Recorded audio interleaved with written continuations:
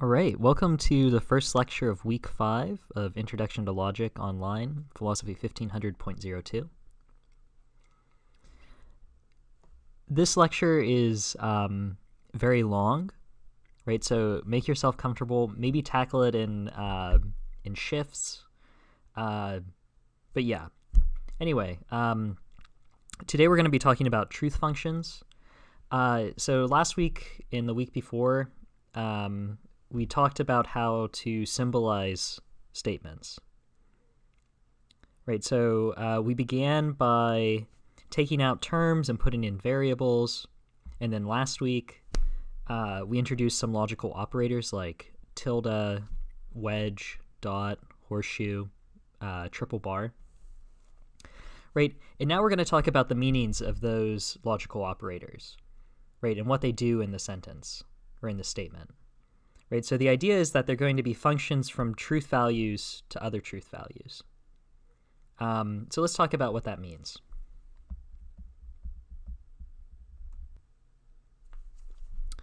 All right, so we're going to start off with the simplest one, right, for the tilde. So remember that the tilde means something like not, or it's not the case that. So this is what we're going to call a truth table. Each row represents a different way the world could be. So the first row, remember rows go across, represents the way the world could be where P is true. And the second row represents the way that the world could be where P is false. Okay, so what this tells us is the meaning of the tilde. So in the situation in which P is true, right, tilde P is false. Right, in the situation in which P is false, tilde P is true. That is, the tilde flips the truth value from true to false and from false to true, right?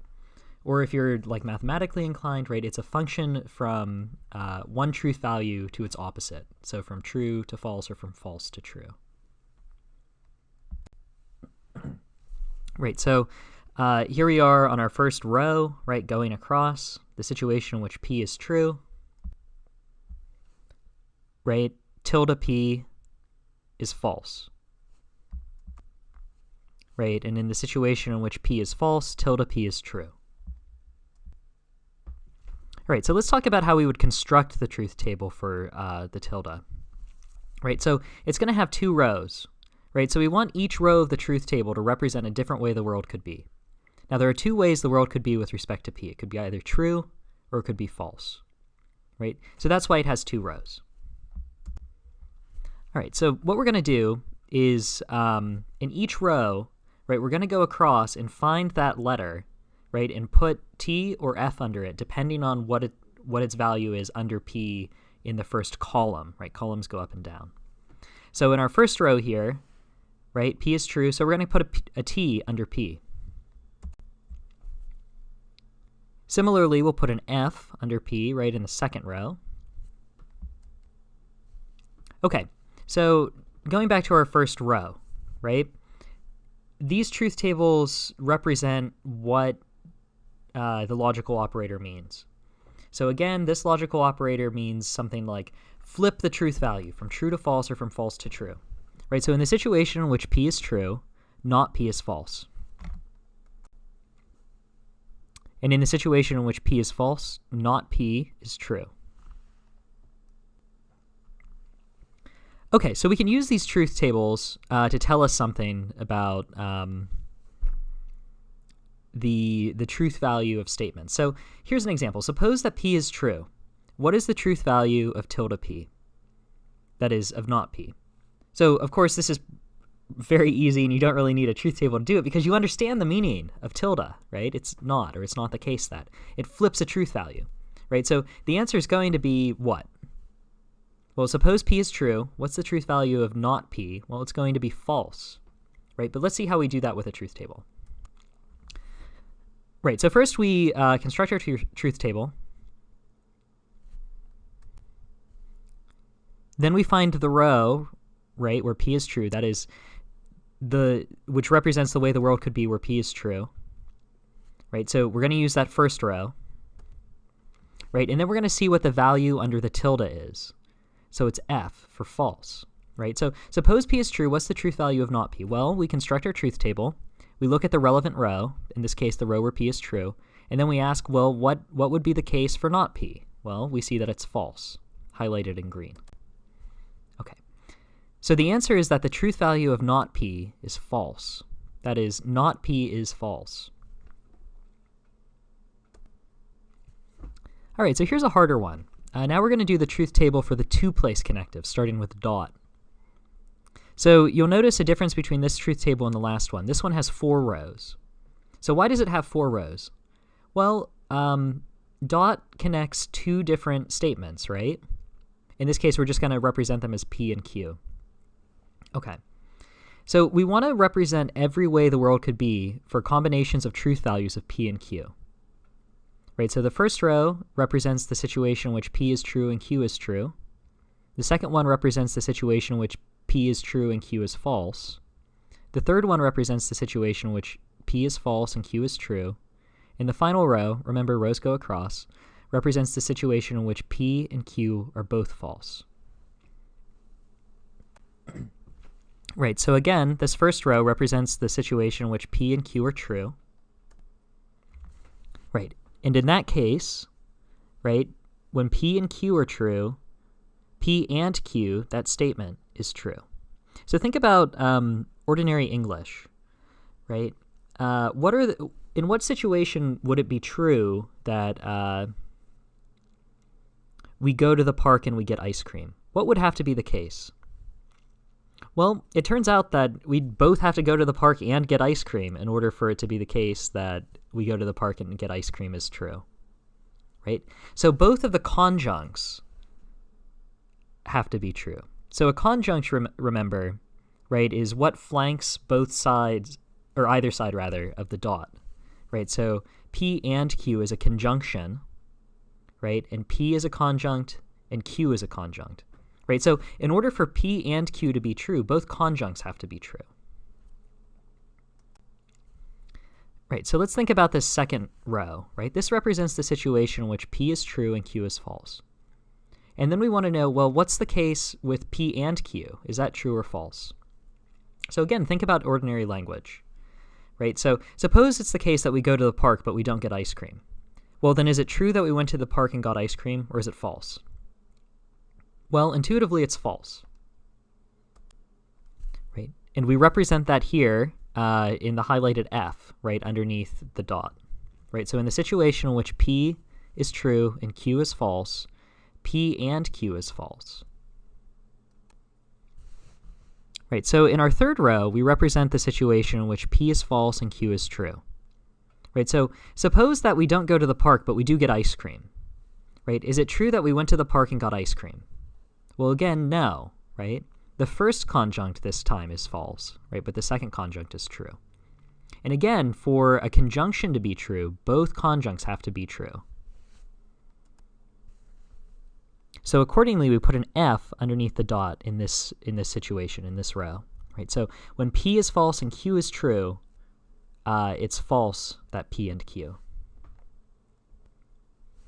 And then similar reasoning applies to this final row. This represents the situation in which P is false and Q is false.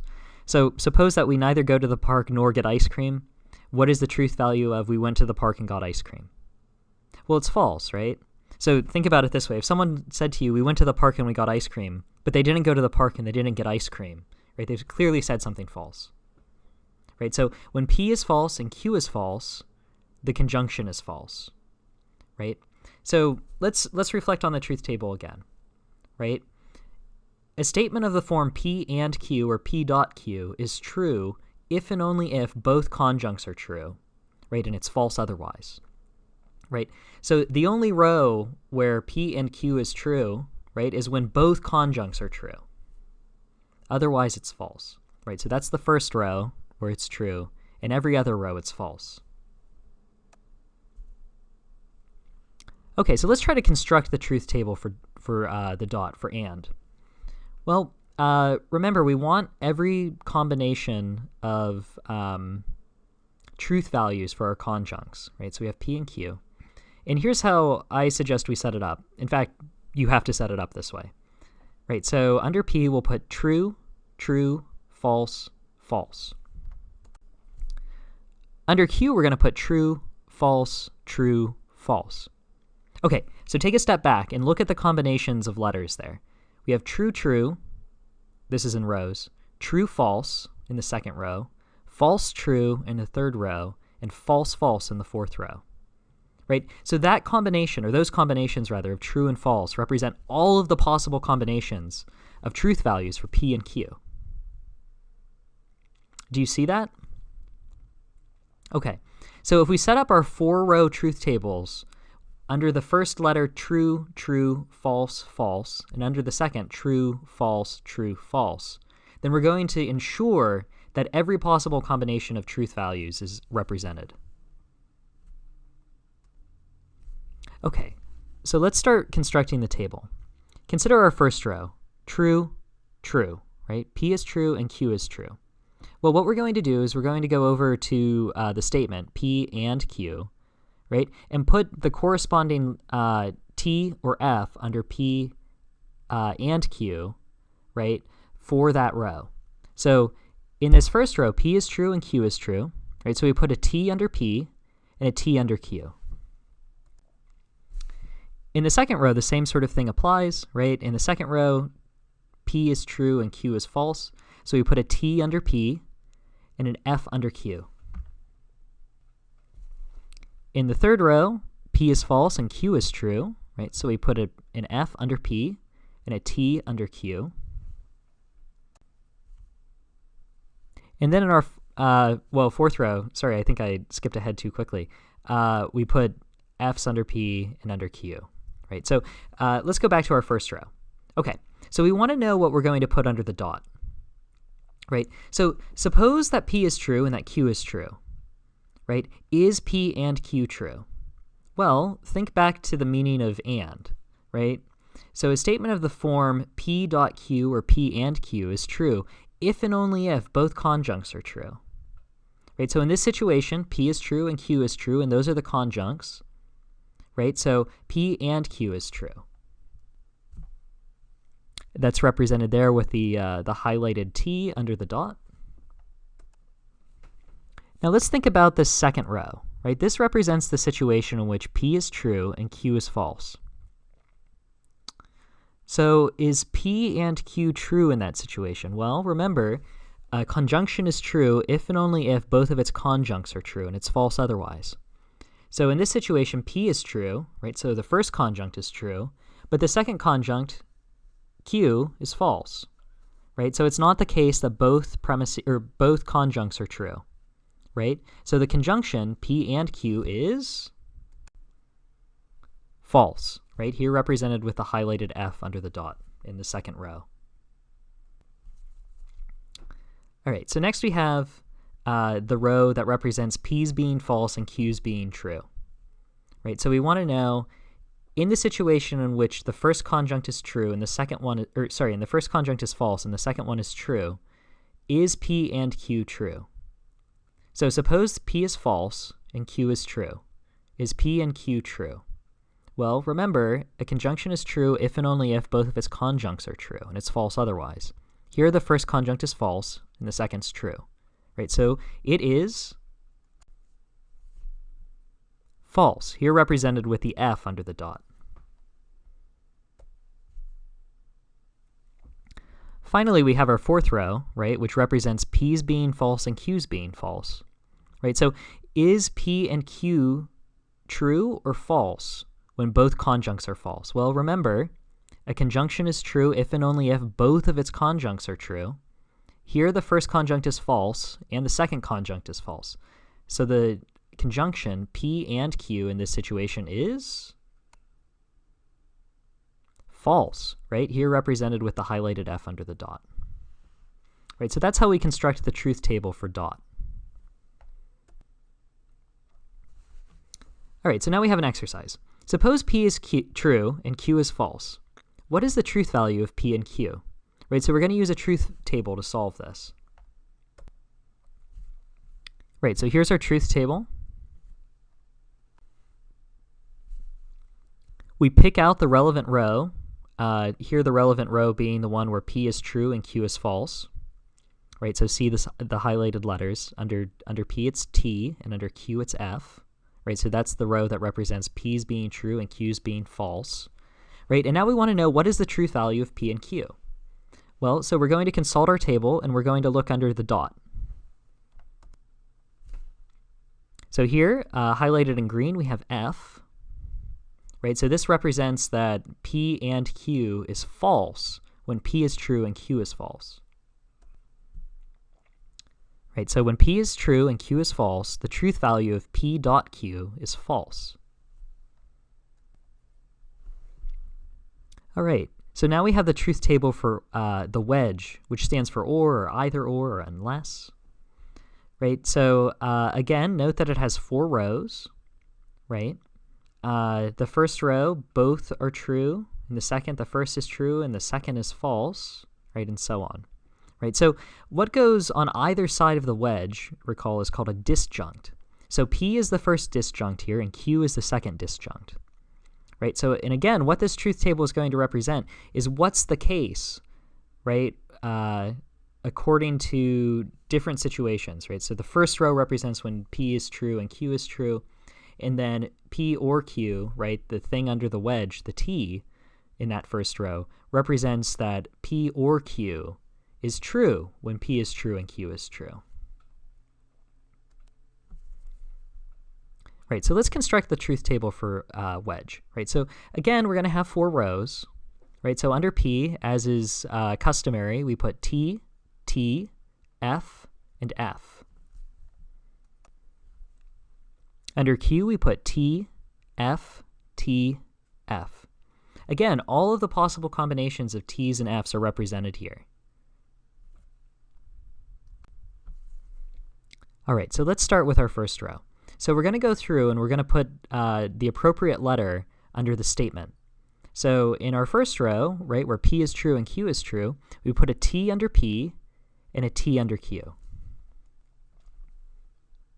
In our second row, where P is true and Q is false, right, we put a P under T, or a T under P rather, and an F under Q. In our third row, right, which represents P's being false and Q's being true, we put an F under P and a T under Q. And then finally in our final row, right, which represents P's being false and Q's being false, we put an F under P and an F under Q.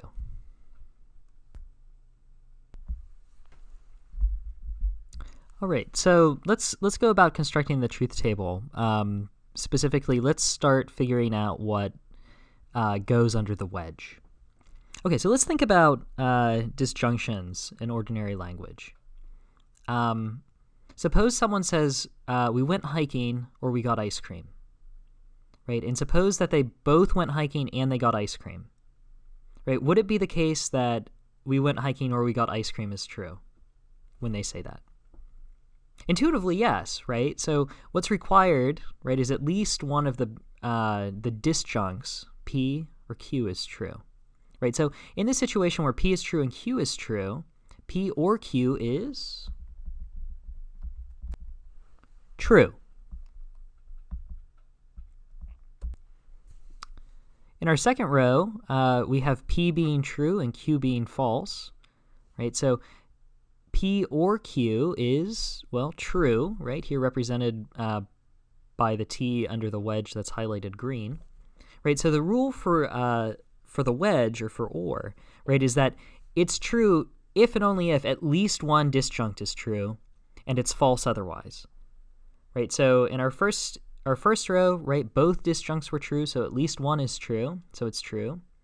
In our second row, our first disjunct is true, P, and our second's false, but at least one is true, right? So it's true. In our third row, right, our first disjunct is false, but our second is true, so the whole statement is true. And then finally, in our final row, right, both disjuncts are false. Well, a disjunction is true if and only if at least one of its disjuncts is true, and it's false otherwise. Here, right, neither disjunct is true, so it's false. All right, so we have another exercise. let's use the truth table we just constructed, right, to answer this question. Suppose that P is true and Q is false. What is the truth value of P or Q? So we reproduce our truth table. We look for the relevant row, right, the row that represents P's being true and Q's being false, right? And then we ask, well, what is the truth value of the whole statement, P or Q? Well, it's true, right? So at least one of the disjuncts is true, right? Namely the first disjunct. So the whole statement is true. So here's a harder one. And now we're going to be putting together two different truth tables, right, to figure this out, or using the information encoded in two different truth tables, rather. So suppose that P is true and Q is false. What is the truth value of P or not Q? All right, so this time we're going to create a truth table with just one row, right, where P is true and Q is false, right, and then over to the right, we reproduce the statement that we want to know the truth value of. Okay, so I've already done that. We have P, wedge, tilde, Q. Okay, so now under P, right, we're going to put a T because in this situation, P is true. Under Q, we'll put an F, right, for false, because Q is false. Okay, so important. Work from less complex to more complex statements, right? So what's less complex? P or not Q, or not Q? Not Q, right? So we're going to do not Q. So we know that the tilde flips the truth value. So in this case, it goes from false, Q, to true, right? And now we have one thing left, and we'll solve for that. Okay, so what's relevant here is the T under P and the T under the tilde, right? Think about it this way. We've solved for not Q, right? So what Q is doesn't really matter. Okay, so we're going to take what's under P and what's under the tilde, and then we're going to combine them, right, under the wedge. Okay, so suppose that our first disjunct is true, right, represented by the T under P, and suppose that our second disjunct is true, represented by the T under the tilde, right, so that really stands for the whole statement not Q, right, so that's our second disjunct. Our first one is P, our second disjunct is not Q, right? What is the truth value of the whole disjunction? Well, we've consulted our truth table, right? We know that both disjuncts are true, right? Consult the truth table. Look at the first row where both disjuncts are true, right? So sort of what's above that first row of the truth table, that P, Q, line P or Q, right, is sort of unimportant. Those are just variables, right? So think of the truth table as representing the disjunct's truth values, right? It doesn't have to be P, it doesn't have to be Q. In this case, we want to know what's the case when both of the disjuncts are true, right? That's encoded in the first line. Well, it's true, right? Right, so we put a T under the wedge. Right, so this is a taste of what's to come in the next lecture, which is more involved. There are some rules you have to learn, right? You don't have to be able to reproduce them, but you do have to be able to like internalize them and follow them.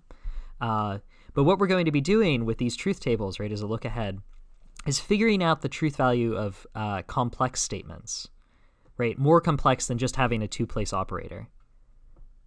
Okay. And then eventually we're going to use that to determine whether or not arguments are valid or invalid, right? And what's sort of neat about this, right, so this is now an aside. What's neat about this is think about what we've done so far, right? We had our sort of imagination test, right, to determine if an argument is valid or invalid. It turns out that's really bad, right, because some of us are bad at imagining things, right? Then we had counter models, right? And a sort of drawback of those is that it could only tell us whether an argument was invalid, right? It couldn't tell us if an argument was valid, right? And it could only tell us if an argument was invalid if we were sufficiently clever to come up with a counter model. Okay, what's interesting about what we have now, right, is that this is going to give us a method, right, a foolproof method if we follow the rules of determining whether an argument is valid or invalid, right? So it's a huge advance on what we've been doing. Okay, but more on that next week. Okay, for now, right, what's important is we can use these truth tables to determine the truth value of complex sentences or statements. Okay, So here's the one that's hardest for students. This is the truth table for the horseshoe. Remember, the horseshoe stands for something like if-then. Okay. Here's the truth table. In our first row, right, where P is true and Q is true, right? If P, then Q is true. Right, so the part that comes before the horseshoe, remember, that's the antecedent. The part that comes after is the consequent. Okay, here's the rule for this truth table.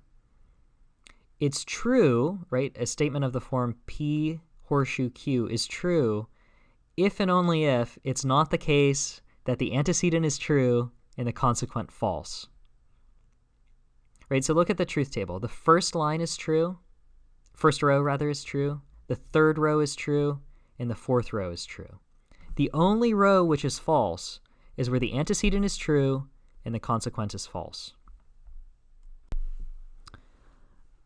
Right, so what's important here, right, is the only row, right, where if P then Q is false is when the antecedent is true and the consequent is false. Right, so one way to think about what's going on is this. Right, so let's suppose that there's like a Coke machine, right? We're a Coke campus. And suppose the machine says something like, if you put $1 in, then you get a Coke, right? Think about the truth table that way. So let the antecedent be you put a $1 in, and the consequent be you get a Coke. In which situation or situations would the machine have lied to you? So in this first row, right, in this first row, suppose that you put $1 in and you get a Coke. Has the machine lied? No, it's spoken truly, right? So you put a T there. How about the third row? Suppose you don't put $1 in, right, but you get a Coke. Has the machine lied to you? Well, no, right? It's just being very generous, it turns out. In this fourth row, right, suppose that you don't put any money in and you don't get a Coke, right? Has the machine lied to you? No. Okay, here's the row that matters. Suppose you put $1 in and you don't get a Coke, right? Has the machine lied to you? Yes, right? If the machine says, if you put $1 in, then you get a Coke, and you put $1 in and you don't get a Coke, right, you've been lied to. You've been had, right? So think about the if-then in that sort of way, right? Or at least that's one way to think about what's going on here. Otherwise, I recommend just memorizing this, right? It's not difficult to memorize, right? Every year, students complain that the truth tables are hard to memorize, but most of them just follow like ordinary English, right? You know how to speak. You know what these mean, right? So one thing to think about that we're doing here, right, is that we're making explicit your knowledge of the English language, or something close to the English language, some rarefied, reformed version of the English language, right? We're just making explicit your ordinary reasoning, right, and trying to make it better, right? So you're all capable of doing this, right? In fact, you do it all the time. All right, so let's suppose that P is true and Q is false. What's the truth value of if P then Q? Well, if you've been paying attention, you know that we will construct our truth table, right? We're going to seek out the relevant row, right, and see what happens. Well, if you've really been paying attention, then you realize that this is the only case, right, in which if P then Q is false, right? When P is true and Q is false, if P then Q is false. That is, if the antecedent's true and the consequent is false, the whole conditional is false. All right, here's another example that's, again, going to combine a couple different things. Okay, so first we want to solve inside of the parentheses, and then we want to solve for the tilde. Right, so think about, middle school, elementary school math? It's been a long time ago. I don't remember when this happened. But the PEMDAS stuff, the order of operations, right, work from the inside out, right, and you have to do certain things first before you do other things. Same idea here, right? So we have, it's not the case that if P, then Q, right? So we solve inside of the parentheses, and then we solve for the tilde. So let's suppose that P is true and Q is false. What's the truth value of that? Well, right, we can ignore other rows of the truth table, right? And just focus on this second row. This is what we've been doing this entire time, really. Right, so we'll look at the row where P is true and Q is false, right? And of course we know that's false, right? That's the only case in which the conditional is false, right? And now we have to solve for the tilde. Well, we know that the tilde flips from false to true and true to false. Here we're flipping from false to true, right? So when P is true and Q is false, tilde, left parenthesis, P, horseshoe, Q, right parenthesis, or it's not the case that if P then Q is true. All right, so finally we come to the truth table for our last two-place connective, the triple bar. So this is what it looks like. You'll note that, again, each row represents a different combination of true and false, right, for the left-hand side and the right-hand side of the biconditional. Right, again, under P we have true, true, false, false, and under Q, true, false, true, false. Right? And let's go through this line by line. Okay, so first row, P is true, Q is true, P if and only if Q is true. Right, second row, P is true, Q is false, P if and only if Q is false. Right, third row, P is false, Q is true, P if and only if Q is true, or false rather, and then P is false, Q is false, P if and only if Q is true. Right, so here's the trick, right? If the left-hand side and the right-hand side of the biconditional have the same truth value, the biconditional is true. Otherwise, it's false. Right, so let's look at the first and fourth rows. Right, when P and Q are both true, right, P if and only if Q is true. And when P is false and Q is false, P if and only if Q is also true. But look at the second and third rows, right? These are ones where we have a combination of true and false for P and Q. Right, in the third row, P is false and Q is true, and in the second row, P is true and Q is false. Right, in those cases where we have mixed truth values, right, the biconditional is false.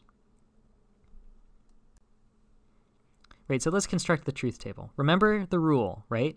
If P and Q, or the left-hand side and the right-hand side of the biconditional, have the same truth value, then it's true, otherwise it's false. So let's begin with our first row. P and Q are both true, so it's true.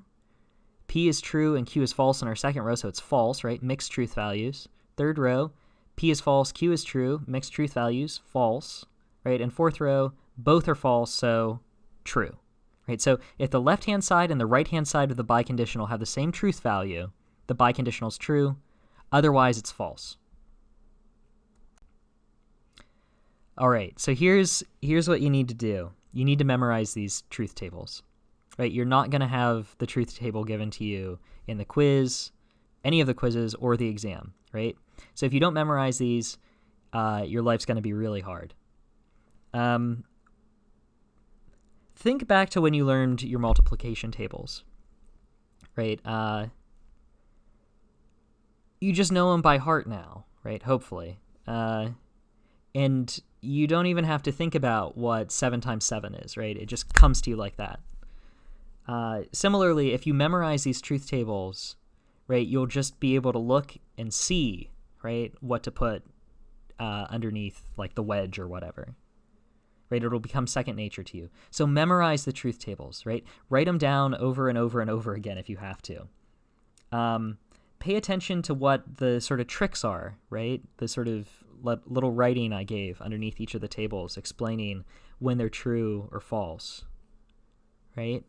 If you learn those, right, then you'll be able to produce the truth table, right? So don't just think of the truth table as like a swarm of T's and F's, right? They really mean something. Okay, so that's the to-do. Please, please, please work on that before you listen to the second lecture. Okay, so good. Anyway, this was long. Hope it wasn't overwhelming. It's a lot of information. We went through it pretty slowly, but hopefully this helped. Okay, anyway, good luck. Do good work. See you soon.